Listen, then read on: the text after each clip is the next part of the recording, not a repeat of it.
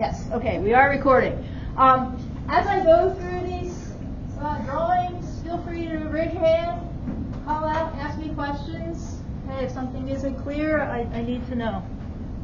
You good? Ready? Okay. Now, what you see here is my schematic of a brain, spinal cord, which collectively makes up something known as the CNS. Does anybody know what CNS stands for? Great. We'll just write that in here.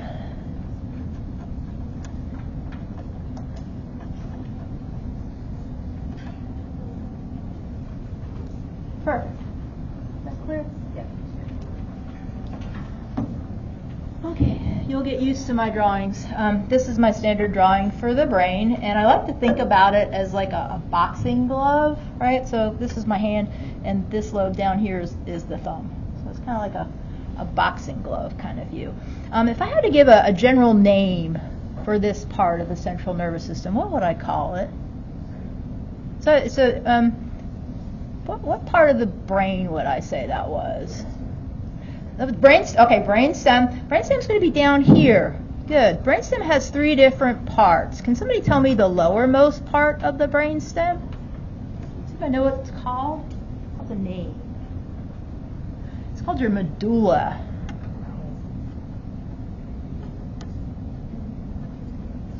Okay. Like I said, this lecture is a great big overview of a lot of stuff we're going to talk about this semester. So the lowermost portion of the brainstem is called medulla. Medulla has 3 different parts. Then the part of the brainstem that's just above the medulla, it kind of sticks out. It's a little bump. Does anybody know what that one's called? That one's your pons, P-O-N-S. And we'll talk about this a whole lot throughout the semester. Then there's the uppermost portion of the brainstem.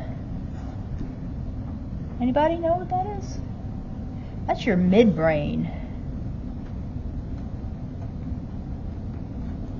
So overall, part of your central nervous system, part of the brain, is known as the brain stem. The brain stem has 3 different parts: the midbrain, uppermost, the pons, and then there's the medulla. Okay. Now, let's go back to this thing right here. If I had to give a general name for this part of the brain, any thoughts on? Cerebral cortex. Cerebral cortex. Perfect. That's Paul. Tell me your name. Alex. So you said cerebellum, right? Yeah, cerebellum is right here. Perfect. So this one's the cerebellum. So Alex says cerebellum, and Paul says cerebral cortex.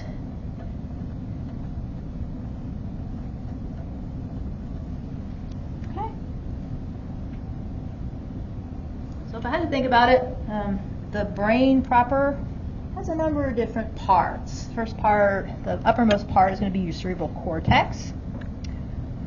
In the back here is something known as your cerebellum. Okay, and just underneath the cerebral cortex is going to be your brainstem, 3 different parts: your midbrain, your pons, and your medulla. And then this long thing down here, what would that be? Spinal cord, right. So I'll just abbreviate that as spinal cord. And if you're looking at this picture, if you're looking at me, it's a side view. Okay, so it's a lateral side view. You see where we are? So that's your central nervous system. Now, over here I have listed PNS. Does anybody know what PNS stands for? Excellent. Okay, so there's peripheral nervous system for PNS.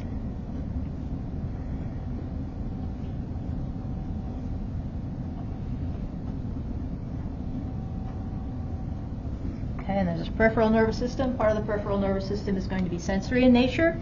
And then there's another part of the nervous system that's going to be motor in nature. So here's going to be also your peripheral.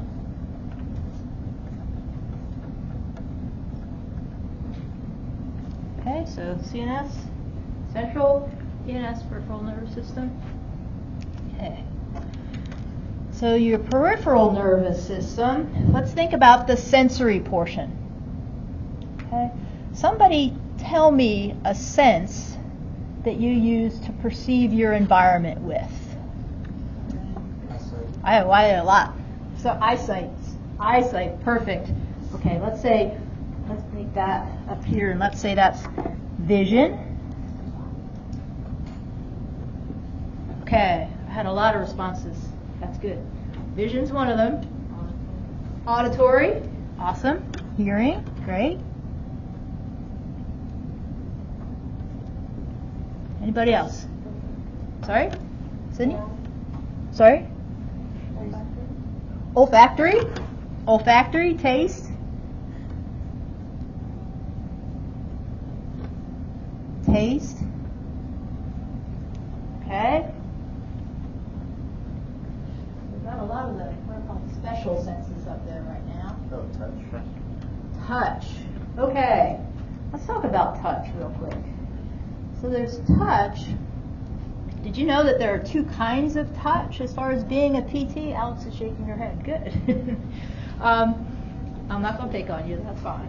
So there's two kinds of touch as far as physical therapists are concerned. You're going to learn about this as we go through.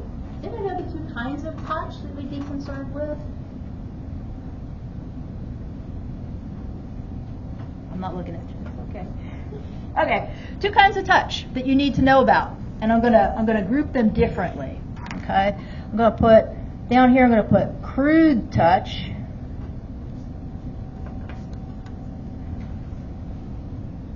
Okay, crude touch is one of them. And the other one's gonna be fine touch. Good. So that's a sense that we can perceive our environment with is through the sense of touch. What other senses do you know? How about, do you know of any sense that's in your inner ear that helps you maintain balance? Vestibular, awesome. You have heard of that. Great. I'm going to put that up here with the special senses. Great. Now, anybody know anyone with diabetes? Are they able to tell hot from cold very well with their feet if they had peripheral neuropathy? Yeah, that might be kind of hard. So, what sense are they? What sense? I mean, what does that? So hot and cold. How would you categorize that? Thermal, temperature. Okay, so I'm going to group temperature, so crude touch and temperature together. If you notice the colors are sort of trying to coordinate my colors a little bit here too. So crude touch goes with temperature. Okay, how about if somebody steps on a pin? Pain. Pain, crude touch, temperature, and pain all go together.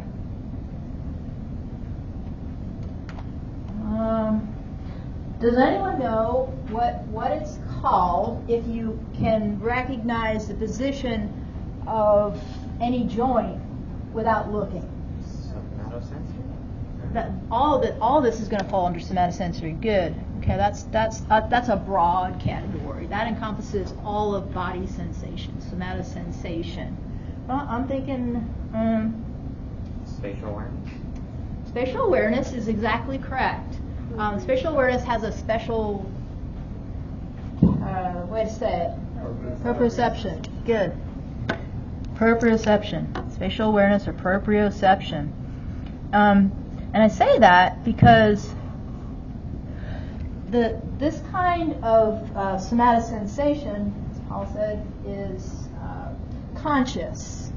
You're consciously aware of where your body is in three-dimensional space. There's another kind of proprioception that is non-conscious, okay? But this kind of proprioception that travels along the spinal cord with fine touch is conscious proprioception. And then there's one more that's a real weird one. I don't know if anyone's ever heard about it. So this last one is vibration.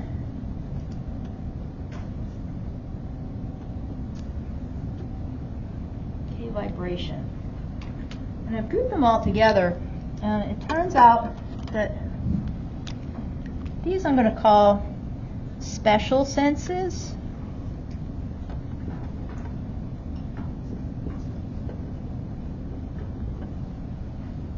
Those are your special senses. So how do the special senses get conveyed into your central nervous system? Does anybody know which nerves specifically are used for those? They happen through something called cranial nerves. Okay, so they're transmitted mostly into the brainstem through something called cranial nerves. We're going to spend a couple weeks on cranial nerves. You're going to know them intimately. Okay?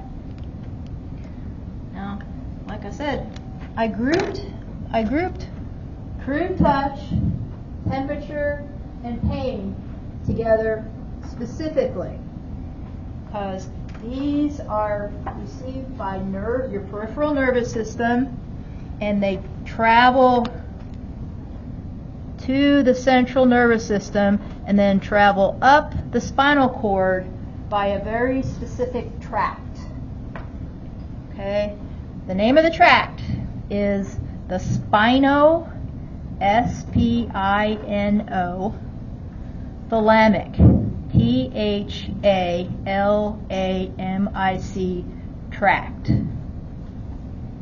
Okay, and that's abbreviated STT. By the end of this semester, you're going to know STT really well.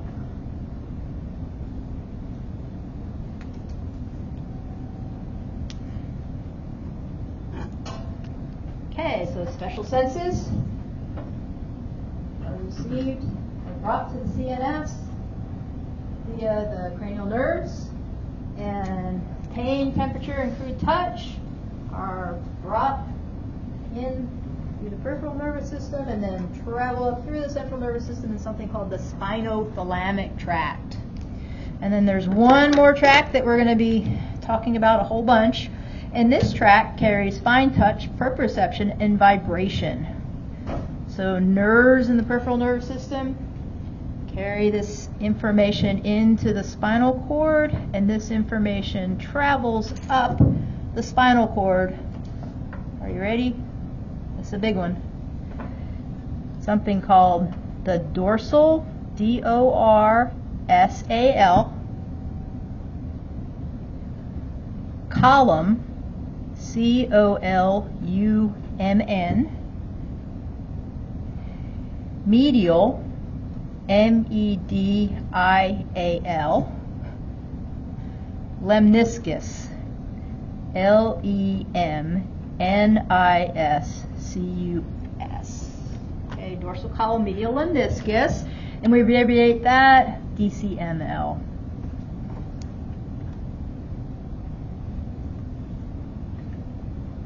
Okay, touch, temperature, and pain come in and travel up to the central nervous system by way of the spinothalamic tract, or SCT, and then vibration, fine touch, proprioception come in and travel up to the central nervous system through the dorsal column, medial lemniscus.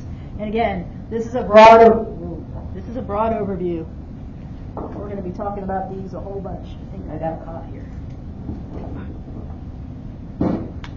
Need an OT to help me. Okay, any questions about this? Broad overview. This is not the last time you will hear these words. These are going to be everyday words to you by the end of the semester. Okay, so peripheral nervous system receives information from the environment. It sends it to the central nervous system. The central nervous system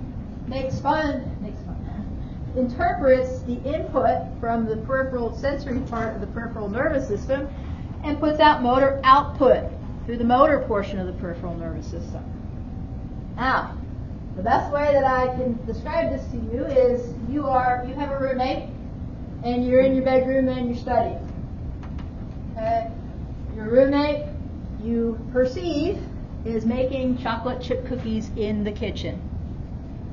you've been studying for quite some time, but there's one of your special senses have picked up on the fact that there's chocolate chip cookies happening somewhere. What sense would that be? Olfactory, right? You smell chocolate chip cookies. Now, you smell chocolate chip cookies. Your brain says, chocolate chip cookies. What's one motor output that could happen? Broad category. Ooh, salivation. I like that one. Okay, so there's two broad categories of motor output that we're gonna say that for motor. Okay, you guys are choosing to go with salivation first, which is great. Okay, salivation is going to be involuntary or voluntary? Involuntary, right? You can't choose to salivate. INVOLUN. So that's going to be an involuntary motor response. And then, so that's going to be, so as far as salivation is concerned, let's just categorize that broadly and say a glandular response. So a gland response. So your CNS can interpret some sensory input and produce motor output in a glandular response. What else? How else could you see that? What else could your brain tell you to do? Run to the kitchen. Run to the kitchen. Yes, that's the PT part. Right. So that's going to be your voluntary motor response. You can run or proceed with caution. That's fine. So that's a voluntary motor response. And that motor response is going to have to do with the skeletal muscle. Right? So your brain says, oh, I'm hungry. That smells really good. I want to get up. I want to move my body. And I want to go get a cookie. Chase. Would, let's say, cookies like endorphins coming, like if you have a positive memory associated with cookies, or just like cookies? Endorphin release, that's a little bit too much biochemistry for me, so that's okay. Good idea though. There's a couple other things. Let's think about if you want to. That's not where endorphins. So you're thinking about something else. Let's see. How about if you're really excited to get a cookie? What would happen? Heart rate goes up. Your heart rate goes up, right? So you can get a cardiac response.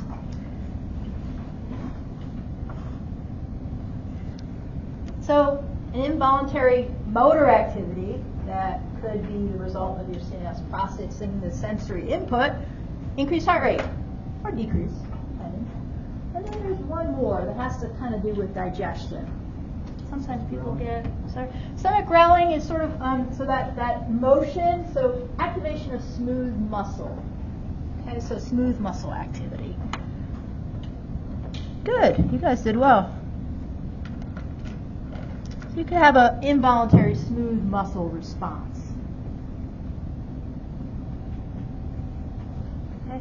And as I said, this one, the involuntary response here is going to happen mostly through what's called your ANS or your autonomic nervous system. We're going to spend very little time on the ANS in neuroscience. You're going to hit the ANS more in the P cubed or triple P class, P3 class, something. Okay. What we're going to spend most of our time here is going to be the activation of skeletal muscle. Okay. And this actually happens through a specific tract. I'll even put it here. So it's the corticospinal tract. Cortico, coming from cortex down to your spine, corticospinal tract, which we're going to abbreviate CST. And we're going to spend a whole lot of time on the corticospinal tract with the voluntary motor. Questions? Yes, Chase. So when you have multiple sensory input coming in, so let's say you have fine touch, crude touch, and sound, is that why it's harder to process things because you have so many senses going in? So you're talking about alternating attention, so multiple inputs, and that's a cognitive issue. So the somatic sensation of the input is coming in through the senses is pretty much automatic. Your interpretation of it is the limiting factor. Does that make sense? Okay. Other questions? Okay, like I said, this is going to be a great big overview of all the stuff that we're going to talk about this semester, and you're going to know this stuff really well as time goes on. Okay. Wasn't so bad, right? First slide. Do you like the drawing? Is it okay? Yeah? All right. Let's move on. Let's talk about, the next one's going to be your neuroanatomical relationship term.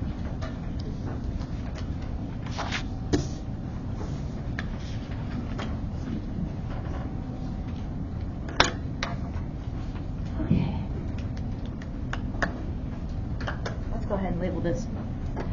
So, like I said, if you had to give some sort of name for this portion of the brain, what would that be? So what you're looking at is a section through the brain that's right down the middle. Does anybody know what plane that would be? What plane of section? What kind of sagittal, yeah. So this is what you're looking at here is a sagittal section. And I know you're going to get this in anatomy and kinesiology as time goes on, but I'm just throwing these things out. So what you're looking at here is if somebody took a saw right down the middle, and then you're looking at the other half. If you had to give a name for this part of the brain, what would you call it again? Does anybody remember what I called that? Cerebral cortex. Yeah, cerebral cortex. You can just say cortex.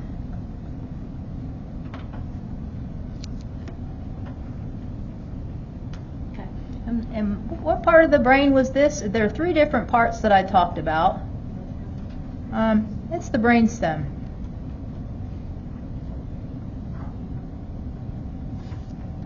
Okay.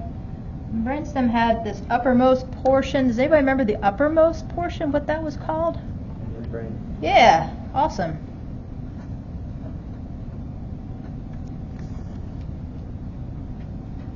Okay, how about this piece in the back? That is your cerebellum. Awesome. Okay, does everybody see where we are? Sagittal section right through the middle of the brain. And when you're talking about structures in the brain, there's some very specific terms that you can use to identify the relationship of those structures to each other. Okay, and that's what we're going to call the neuroanatomical relationship terms. Let's make it do it this way. So if I had to say the top, what? So let's say that the top is going to be superior. Okay. And this is just talking about the brain proper. Okay? Because it turns out that when we get to the midbrain, there's an inflection point here and things are going to change. So all these terms that I'm going to talk about right now are going to change below the level of the midbrain here. We're just talking about names for the brain. Okay, the top of the brain is going to be superior. So the opposite of superior for just above the midbrain would be inferior. Good.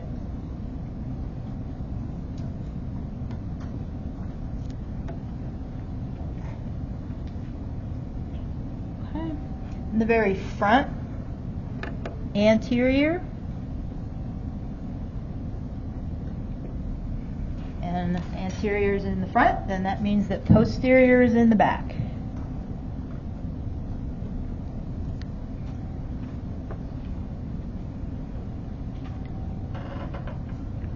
Everybody see what's happening? So above the level of the midbrain, superior, inferior, anterior, and posterior have certain terms associated with them.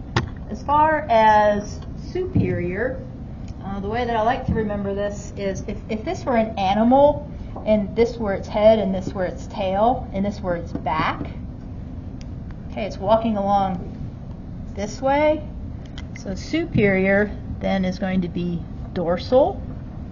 So the animal's back as it's walking is going to be dorsal.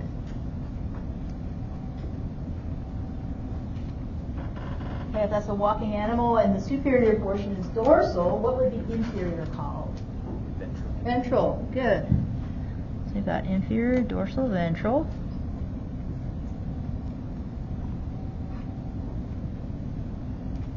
And then if this is the front or the head of the animal or the beak of the animal, does anybody know that word? Caudal is going to be posterior. That's the tail. And then the anterior, the opposite of caudal, is going to be rostral. R-O-S-T-R-A-L.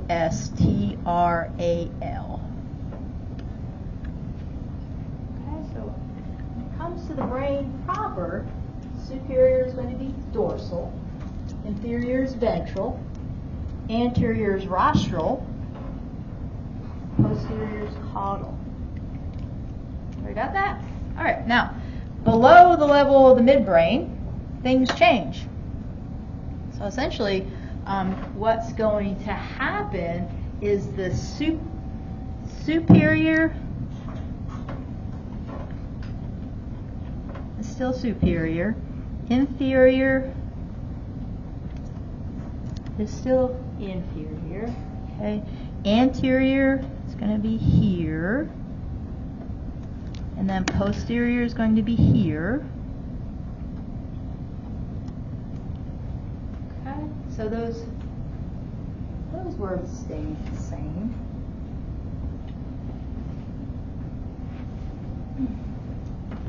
So what happened is now, instead of this animal walking on all fours straight ahead, it's going to stand up on 2 feet. Okay? And we're just going to position things in that direction. So I've gone from walking on all fours to walking on 2 feet. So I'm going to take dorsal. That now becomes posterior.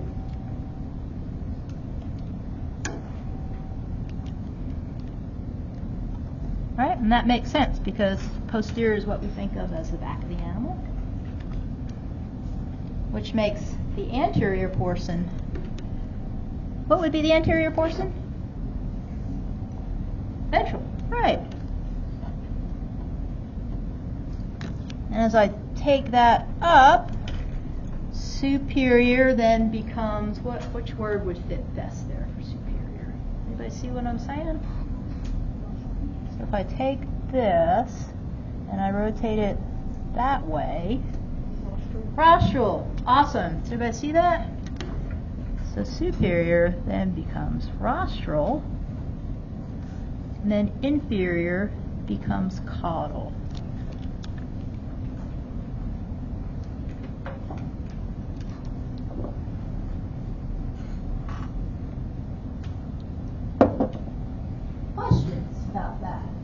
Like I said, the way that I like to remember it is the brain itself is an animal walking on all fours, going straight ahead. And then once you get to the point of the midbrain, the inflection point, the animal stands up, and everything just shifts over. Okay. Dr. Blair. Dr. Barlow, you pointed it out that the word rostral comes from the Latin word rostrum, which means beak. So if you can think of rostral going towards the beak or towards the head. Yep. Good point. Okay, I think I need a 10-minute break.